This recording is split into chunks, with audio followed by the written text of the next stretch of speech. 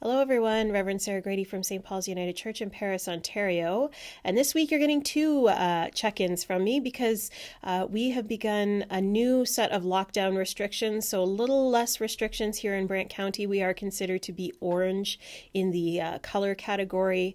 And so I just wanted to give you an update. We met the Reopen Task Committee on Tuesday evening by Zoom and just made some decisions around what will open at this time and what will still remain closed off. So we did make the decision to hold off at this time for in-person worship. We're just going to take it week by week and see where things are at for that. So we'll continue with our online worship and check-ins for the next little while, but we'll continue to monitor the situation and let you know as soon as possible when we feel it's safe and our community is ready to come back together for in-person worship. A couple of other things around that. So our office is open again. Karen will be in our office and I'll be in my office. So you'll see our cars in the driveway, but please do call ahead if you want to come to the church building. We can't have people just popping in. It makes things a little bit challenging in terms of contact tracing. So please make sure if you see vehicles in the driveway that you're going ahead and calling Karen in the office ahead of time just to check and make sure that it's okay and that it's a time when you are able to come in for whatever you may need that time. So those are a couple of announcements around what's happening with that. I also want to highlight an announcement Karen has been posting in our e-blast the last few weeks, and that is a call to anyone who wants to take confirmation class. So I was approached by a couple of neighboring church communities that also have one or two people who are in the right age group to go through the confirmation process. And we're wondering if there's anyone from St. Paul's community that would like to take part. We're looking at ages 12 to 18. It won't just be one person doing it if there is just one person from our community, but we are offering that and we'll be working together. So you'll be getting a chance to interact with other communities. So if that sounds like something that interests you, please do let me know and we'll make arrangements to get that process started and figure out what that will look like, probably starting online and then moving to an in-person worship. Another thing that's coming up that you may be wondering about is the World Day of Prayer service. Obviously, we're not quite ready to do in person. So what we've decided amongst the clergy groups here and amongst the groups that organize the World Day of Prayer service here in Paris is that we are going to shift things this year.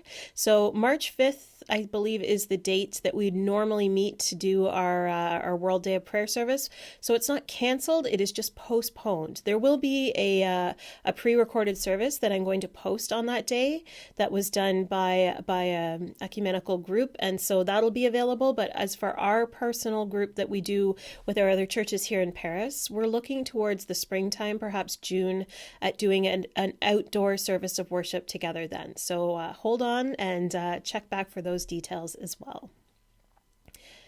As we begin this Lenten journey, I was struck by an article in our United Church publication that I want to leave you with some thoughts about today on the Lenten journey. And the title of the article is Lent in the Pandemic: What to Give Up When We've Given Up So Much. And I was really struck by these words because the article talks about how we normally this time of year talk about what we're giving up for Lent.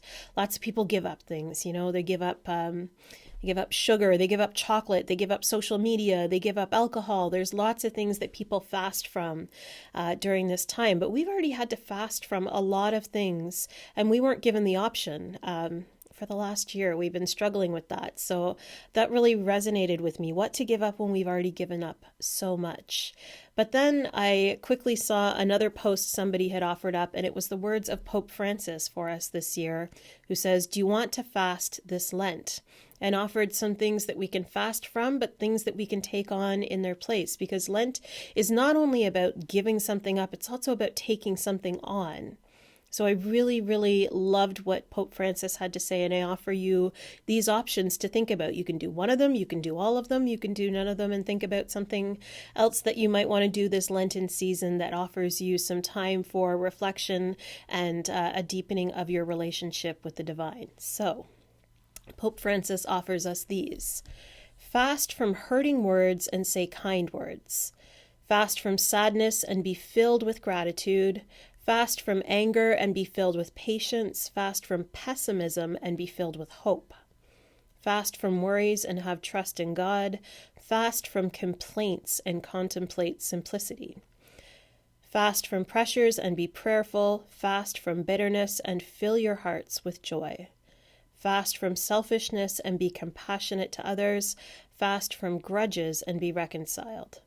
Fast from words and be silent so you can listen. I think these are all wonderful things to think about for us. I'm grateful to Pope Francis for offering us those alternatives. I'm grateful to Broadview magazine for lifting up the perspective that we've already given up a lot, and this year might feel more challenging than other years as we continue to muddle our way through this pandemic. So I invite you to think about those things. Check in with me. Let me know, what are you giving up this year, or what are you taking on in this Lenten season? I pray that whatever that is for you, it is fruitful. I pray that you are safe. I pray that you are well. And please continue to let us know what it is you may need from us here at St. Paul's. And I hope to see you soon. Talk to you later, everyone.